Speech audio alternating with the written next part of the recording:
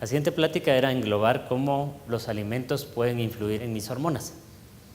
Entonces es la base de toda la parte metabólica, porque al final somos lo que comemos.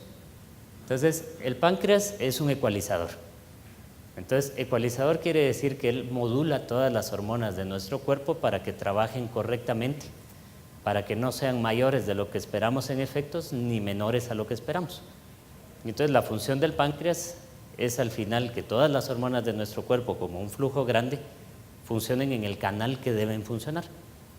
Cuando el páncreas comienza a funcionar alteradamente, se crean canales que al final divergen del canal original. Y esos canales que divergen del canal original son los que después representan tanto los síntomas, enfermedades que tenemos, como las formas físicas o cambios corporales que vamos teniendo en la vida. Es decir, por ejemplo, las caídas de cabello en hombres son una derivación hormonal. ¿Sí? Y la gente dice, claro, pero es que mi papá también fue pelón y mi abuelo también. Claro, si todos comieron igual, todos van a ser. ¿Sí? Lo mismo pasa al final con los riesgos de Alzheimer, con los riesgos de Parkinson. A nosotros en medicina nos gusta saber qué tuvo la familia, porque claro, sabemos los riesgos. Desde qué enfermedades tuvo la familia podemos prever qué viene. Pero claro, la idea de prever qué viene no quiere decirle, mire, tenga cuidadito. No, la idea es, mire, tratemos de hacer algo para que eso no suceda. Entonces, en la función del páncreas radica mucho de la parte metabólica. Y aquí es donde tenemos la parte de la glucosa, porque cuando uno habla de páncreas realmente estamos hablando de niveles de insulina y de glucosa, que son dos cosas bien diferentes. Una persona puede tener alterada la insulina, pero no tanto la glucosa, y una persona puede tener alterada la insulina y también la glucosa.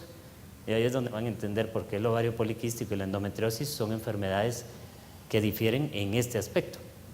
Pero desde el primer momento que hay un exceso de insulina, y generalmente se diagnostica una hipoglicemia reactiva, que si mandaran a un 70% de mujeres a hacer la prueba les salen positivas para hipoglicemia reactiva, uno sabe que la función hormonal ya no es normal. ¿Sí? No tan mala para estar enfermas, no tan mala para subir de peso, pero ya no es normal. Y entonces de esta función de las hipoglicemias, ustedes van a ver, por ejemplo, los crecimientos de los miomas, las enfermedades inflamatorias como la endometriosis, viene la parte del acné. ¿Sí? Generalmente de las hipoglicemias reactivas vienen los síntomas premenstruales. Y luego de eso vienen las hiperglicemias, que es cuando el azúcar ya sube. Y ahí es donde vamos a tener los síntomas del ovario poliquístico, las subidas de peso, las prediabetes en mujeres o hipertensiones arteriales aún a edades tempranas. Entonces, también como existen alimentos que nos alteran la función de la insulina, existen alimentos que nos ayudan a funcionar en insulina. Esto es un mundo que se sale de las perspectivas que todos tenemos porque no es el mundo de calorías usual. Es decir, nosotros, por ejemplo, hacemos a veces dietas entre 500 y 700 calorías. Claro, las basamos entre pollo, lechuga y cosas sanas. Claro, uno podría decir, mire, ¿por qué no me deja tomarme un vasito de leche o solo una galleta en el día y hacemos las mismas calorías? Y la razón es simple, es el páncreas. Estaríamos felices, la galletilla nos dejaría calmados, seríamos capaces de no volver a comer. Claro, y la función del páncreas se alteraría durante 3 días y todas nuestras hormonas con eso se alterarían 3 días. Eso es un concepto que se llama índices glicémicos. En nutrición se cree que no funciona y es la forma en que toda la salud del ser humano se basa. Y entonces, claro, uno dice, mire, pero los vegetales cocidos son sanos. Depende cuál.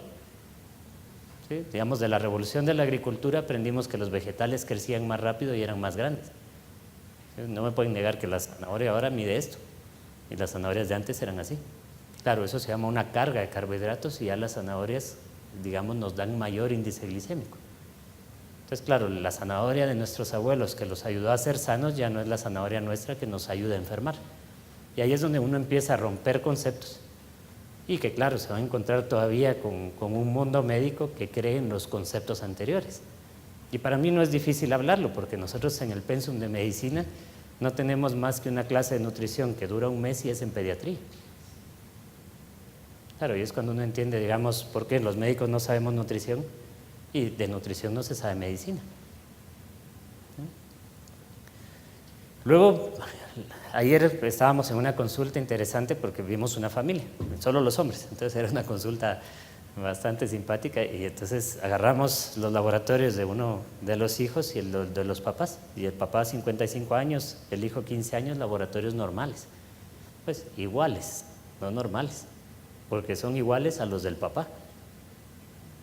Y entonces, claro, uno dice, no puede ser que el papá con 55 años tenga los mismos laboratorios que el hijo con 15 y los del 55 años, pues un poco alterados.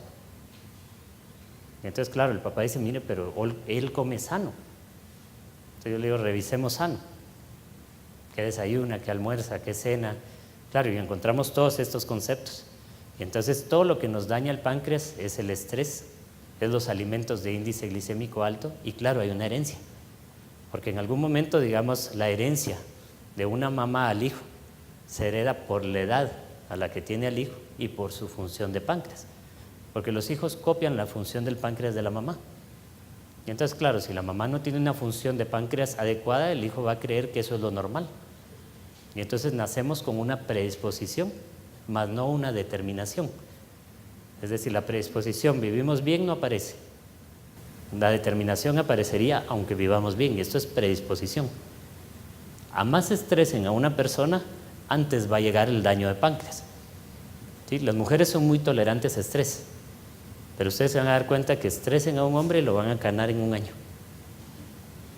¿Sí? Porque eso es el daño de páncreas que ocurre con la vida. Y estrés significa todo aquello que a ustedes les preocupe. Grande, chiquito, importante, no. Nos ahogamos en un vaso de agua y realmente no era importante. Todo eso al final de cuentas va dañando la parte de páncreas. Y entonces uno debiera decirle a la gente, mire, entre más estresado sea, menores índices glicémicos tenga. Y el problema de la vida es que a más estresado es, mayores índices glicémicos quiere. Entonces, toda la parte alimenticia tenemos que llevarla a fortalecerla, porque un exceso de insulina puede alterarnos muchos sistemas. La insulina es una hormona que hace crecer los tejidos. Entonces, por eso, en excesos de insulina, vamos a ver la piel del cuello oscura, o la piel de las axilas oscura, o la piel de las ingles oscura, porque simplemente tiene más capas. Entonces, si logramos reducir la insulina por 6 meses, las capas se van a reducir. Un exceso de insulina hace órganos pélvicos pequeños. Entonces, cuando hay un exceso de insulina, al final los úteros son más pequeños, ¿sí? La parte de las trompas no funciona bien, los tejidos vaginales son más delgados. Y ahora nos vemos en generaciones más complejas, porque ¿cómo le explicamos a una mujer que siempre ha tenido una vagina delgada que eso no es normal? Quisiéramos haberle dicho, mire, ¿se recuerda cómo fue? Pero aquí no hay recuerdo de cómo fue, la vagina siempre ha sido delgada. ¿Cómo explicarle a una mujer que tiene flujos desde que desarrolla, que al final de cuentas tener flujos blancos desde el desarrollo no es normal? Y todo esto va derivado de la función de la insulina. Como la insulina engrosa los tejidos, como la piel engrosa también los tejidos arteriales, y por eso es la predisposición a infartos y derrames que da la insulina. Entonces, aquí es donde empieza toda la lucha. Si queremos regular la insulina, tenemos que regular cómo come la persona. Si queremos regular cómo come la persona, sabemos que la persona con exceso de insulina tiene una adicción a carbohidratos. Y lo primero que hay que hacer es lograr desprenderla de carbohidratos para poder enseñarle a comer. Porque una persona con una adicción a carbohidratos no le puede quitar. No le puede decir, mire, ¿por qué no trata esta semana de quitar un poquito? ¿Y por qué no la otra trata de quitar el pan? ¿Y por qué no la siguiente la tortilla?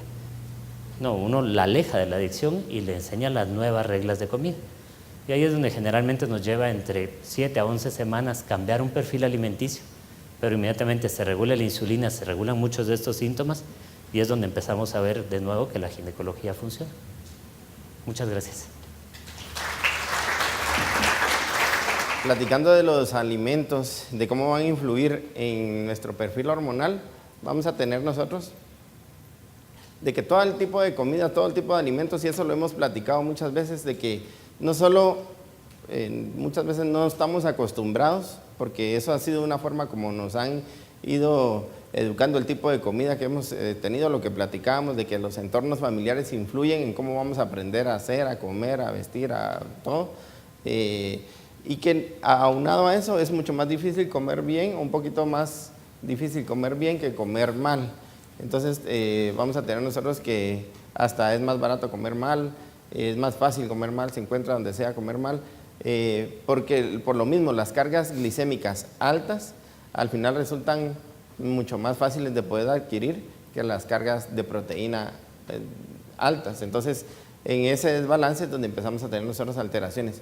Los alimentos nos van a alterar todo, como estábamos viendo, las hormonas van a estar influyendo en la función de todo y obviamente en la función del ovario, en la función del útero, en la función de la piel, en la función de las arterias, en la función básicamente de todo. Entonces vamos a tener a nivel de útero un descontrol hormonal, un desbalance, un desequilibrio metabólico. Lo que nos puede dar son esos tejidos que han perdido su fuerza, una laxitud muy exagerada, que se va a traducir en dolores pélvicos constantes, se va a traducir en molestias lumbares, en molestias pélvicas, en alteraciones, en incontinencias urinarias, en dificultades para lograr mantener sin infección vaginal o sin infección urinaria, sin tener ningún factor de riesgo. Vamos a tener a nivel de ovario el problema de que no vamos a tener una buena ovulación y por lo tanto eso va a contribuir a no tener un buen equilibrio hormonal, y al no tener ovulaciones, lo que habíamos platicado anteriormente, empezamos ya con la pérdida de memoria y empezar a tener todos los efectos que habíamos mencionado. Entonces es importante que nosotros empecemos a tener el concepto de que el tipo de comida va a determinar nuestra producción hormonal, ¿verdad? Esto era lo que decíamos, tenemos un metabolismo alterado, un perfil hormonal alterado, y a ese perfil hormonal alterado nosotros queremos componerlo, y esto resulta como tener un vaso que está con un agujero abajo y estarle echando agua a ver si algún momento lo llenamos y echémosle más agua y más agua. Por más que le echemos se va a estar saliendo el agua por otro lado, entonces nunca vamos a poder llenar ese vaso. ¿Por qué? Porque nunca estamos corrigiendo el problema real. Vamos a lograr mantener un nivel, pero no vamos a lograr mantenerlo lleno, nunca. Siempre vamos a tener una fuga, y es lo que está pasando con un metabolismo alterado. Siempre vamos a estarlo tratando, y yo les hago la broma a algunas de mis pacientes que yo les digo que saben más de anticonceptivos que yo, porque han pasado por todos los anticonceptivos, ya se los han tomado todos, y ya saben ellos cuáles les funcionan, cuál no funciona, este que da, este es más barato, este es más caro, y realmente nos toca como ginecólogos empezar a dar todos los tratamientos que podamos. Y eso con el agravante de que cada año sale un anticonceptivo diferente, ¿verdad? Entonces, tratar de no estar utilizando el que esté de moda o el que le llegan a presentar a la clínica, sino que aquí lo que tenemos que tratar de hacer es nuevamente corregir el problema original y empezar el tratamiento adecuado para tener un buen equilibrio hormonal y por lo tanto tener una buena calidad de vida. Ese es lo que estamos presentando en Woman Center. Al final lo que queremos nosotros es tener el balance de la insulina que estábamos platicando, tener un buen páncreas, tener una buena una guía alimenticia, que no es específicamente una dieta, sino empezar a conocer la forma adecuada de poder alimentarnos para poder tener un mejor metabolismo y al final tener un mejor perfil de vida, ¿verdad? Que se escucha tan simple que uno dice, sí tengo que estar mucho más saludable y tener mejor calidad de vida, pero no es tan sencillo como decir, es mucho más fácil decirlo que lograr hacerlo, y no es tan sencillo como ponerse a hacer ejercicio y dietas, ¿verdad? Esto es una enfermedad y que hay que verlo como enfermedad y hay que tratarlo como la enfermedad que es. Entonces se tiene que tratar a través metabólicamente y luego ya ir mejorando los problemas ginecológicos que se hayan presentado de acuerdo al trastorno hormonal, ¿verdad? Que se pudo haber presentado. Entonces, lo que decíamos al inicio de la charla, vivir bien vale la pena. O sea, hemos estado tan acostumbrados a no simplemente a no estar enfermos, que ya no estar enfermos es para nosotros ganancia, y no debería de ser así.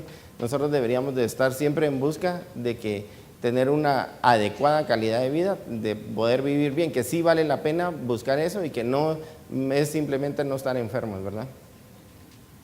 Esa es la filosofía, eso es lo que nosotros decimos, sí se puede, sí hay posibilidad de hacer eso, pareciera increíble o difícil de lograr, pero sí se puede hacer.